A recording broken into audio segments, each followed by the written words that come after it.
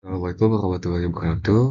Izin untuk pembukaan diri, nama saya Rivaldi Alfiansa dengan NIM 07300 220070.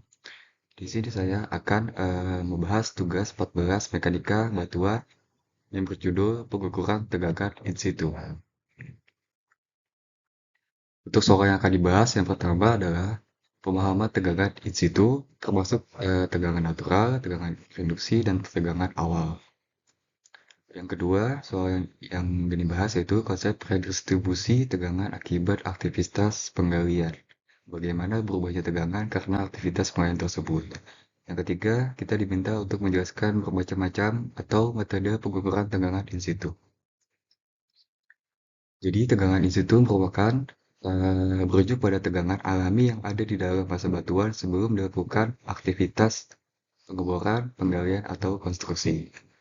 Memahami tegangan in situ ini sangat penting dalam rekayasa geoteknik, karena tegangan ini memiliki dampak langsung terhadap stabilitas dan keamanan berbagai struktur bawah tanah dan fondasi.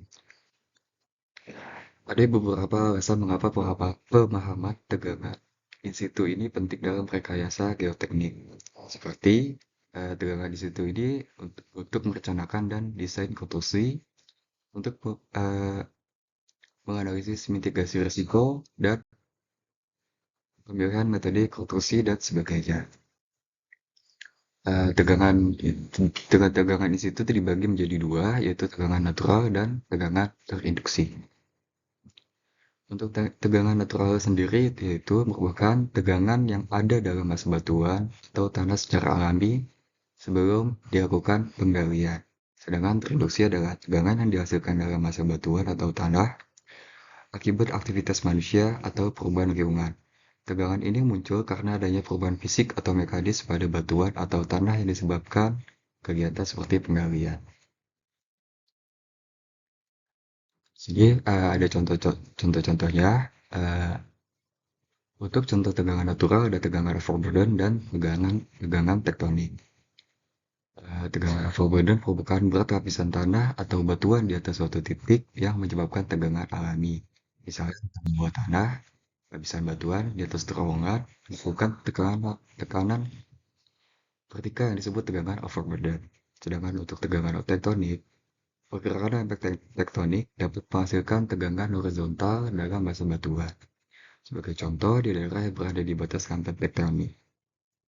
Selanjutnya ada contoh untuk tegangan terinduksi, eh, seperti pembangunan gedung, penggalian terowongan, eh, penggalian untuk peledakan, dan lain sebagainya.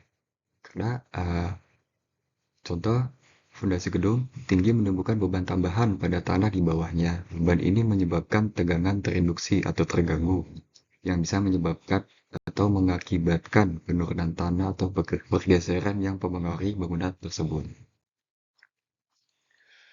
Untuk definisi dari tegangan awal itu sama seperti tegangan alami. Eh, Tegangan awal itu ada tegangan gravitasi, tegangan vertikal, tegangan horizontal, tegangan tektonik, dan tegangan sisa atau yang biasa disebut residual. Untuk yang pertama, tegangan gravitasi adalah tegangan yang dihasilkan oleh berat lapisan batuan atau tanah di atas suatu titik dalam massa batuan atau tanah. Tegangan ini adalah komponen utama dari tegangan in situ, dan biasanya berupa tegangan vertikal yang diakibatkan oleh gaya gravitasi itu sendiri. Selanjutnya ada tegangan vertikal, merupakan komponen tegangan yang bekerja secara arah vertikal atau searah dengan gaya gravitasi. Tegangan ini seringkali disebabkan oleh berat lapisan batuan atau tanah yang berada di atasnya. Untuk rumus dari tegangan vertikal itu sendiri merupakan massa jenis dari batuan tersebut dikali gravitasi lalu dikali dengan kedalaman lubang tersebut. Selanjutnya ada tegangan horizontal, merupakan komponen tegangan yang bekerja dalam horizontal. Biasanya timbul akibat tekanan tektonik atau tekanan lateral dari massa batuan yang ada di sekitarnya. Untuk tegangan horizontal, untuk mencarinya dengan K dikali tegangan vertikal. Selanjutnya ada tegangan tektonik, merupakan tegangan yang dihasilkan oleh pergerakan lempeng tektonik di dalam kerak bumi. Eh, Tegangan ini dapat berupa tegangan kompresi, tegangan tarik, atau tegangan geser, dan dapat menyebabkan deformasi besar seperti lipatan, patahan, sesar dalam bedah, atau sesar dalam batuan. Selanjutnya ada tegangan sisa, berupa tegangan yang tertinggal dalam masa batuan atau tanah setelah proses pendinginan atau perubahan lainnya. Tegangan ini dapat muncul karena deformasi plastik, pendinginan, atau perubahan struktur dalam batuan tanpa adanya beban eksternal. Untuk soal kedua, kita diminta untuk menjelaskan konsep redistribusi tegangan akibat aktivitas penggalian. Jadi, redistribusi tegangan merupakan proses perubahan atau penyesuaian tegangan dalam masa batuan atau tanah yang terjadi sebagai respon terhadap aktivitas eksternal seperti penggalian dan lain sebagainya. Ketika sebagian massa batuan atau tanah dihilangkan, tegangan yang sebelumnya didukung oleh massa tersebut harus didistribusikan kembali ke bagian-bagian lain dari massa batuan atau tanah. Hal ini sering mengakibatkan peningkatan tegangan di beberapa area dan penurunan di area lainnya. Di sini ada contoh ilustrasi dari distribusi tegangan. Untuk tegangan pada gambar tegangan awal di pojok kiri itu, di situ tegangan masih seragam sebelum dilakukan penggalian. Sedangkan setelah dilakukan penggalian, kekosongan yang dihasilkan oleh penggalian menghilangkan massa batuan yang sebelumnya mendukung tegangan vertikal dan horizontal. Tegangan yang sebelumnya ada di material yang dihilangkan disalurkan kembali di sekitarnya. Hal ini menyebabkan peningkatan tegangan di area sekitar tepi penggalian.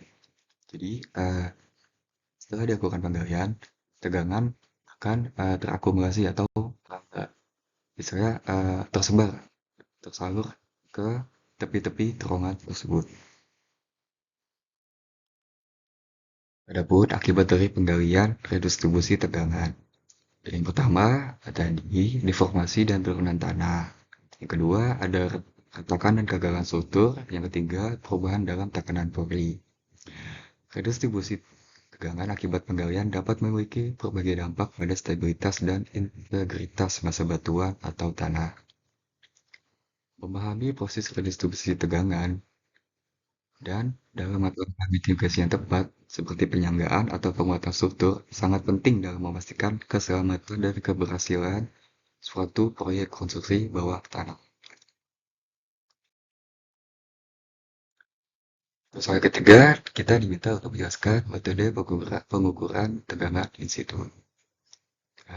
Metode dalam melakukan pengukuran tegangan in situ ada dua metode, ada secara langsung dan secara tidak langsung. Adapun kelebihan dari secara langsung yaitu lebih representatif, namun mahal, tidak persis untuk daerah sulit. Untuk kelebihan dari secara tidak langsung, lebih murah dan lebih mudah, namun kekurangannya kurang mewakili kondisi nyata. Adapun metode pengukuran secara langsung ada crosset deformation, flapjack, overcoring, dan hydraulic fracturing. Untuk metode pengukuran secara tidak langsung, ada emisi akustik, deformation rate analysis, differential strength group analysis, and elastic strength relaxation. Di sini saya akan menjelaskan metode-metode secara langsung. Yang pertama adalah pengukuran crosset. Prinsip dari crosset ini sendiri adalah mengukur deformasi superficial pada sebuah permukaan bebas di dinding massa batuan. Deformasi ini disebabkan oleh pembebasan tegangan atau variasi tegangan. Yang pertama, titik-titik pengukuran sebanyak 8 buah dipasang pada lingkaran yang berdiameter 20 cm. Jarak antara titik-titik pengukuran tersebut diukur sampai ketelitian 1 mikron. Kemudian batuan di sekitar lingkaran digergaji dengan menggunakan gergaji intan sedalam 20 cm sehingga tegangan dibebaskan total. Yang terakhir, titik-titik pengukuran diukur lagi dan perpindahan yang disebabkan oleh pembebasan tegangan dihitung. Adapun di sini contoh penggambaran atau ilustrasi dari pengukuran crosset. Selanjutnya ada metode flat jack. Metode ini membebaskan sebagian dalam massa batuan dengan jalan membuat potongan pada batuan tersebut dengan batuan gergaji intan. Tegangan yang dibebaskan akan menyebabkan terjadi deformasi berupa perpindahan dari titik-titik pengukuran yang dibuat. Kemudian ke dalam potongan tersebut dimasukkan flat jack agar supaya perpindahan dari titik-titik pengukuran menjadi nol. Lalu, tekanan di dalam flat jack yang mengakibatkan perpindahan nol menggambarkan tegangan mula-mula atau disebut initial stress di dalam massa batuan. Selanjutnya ada overcoring. Prinsip dari metode overcoring yaitu membebaskan seluruh tegangan yang ada di massa batuan dengan cara overcoring.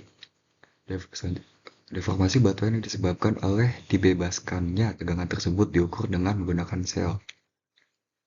Selanjutnya, keadaan tegangan di dalam massa batuan diketahui dengan mengukur arah dan besarnya 3 tegangan utama pada sebuah titik yang ditentukan.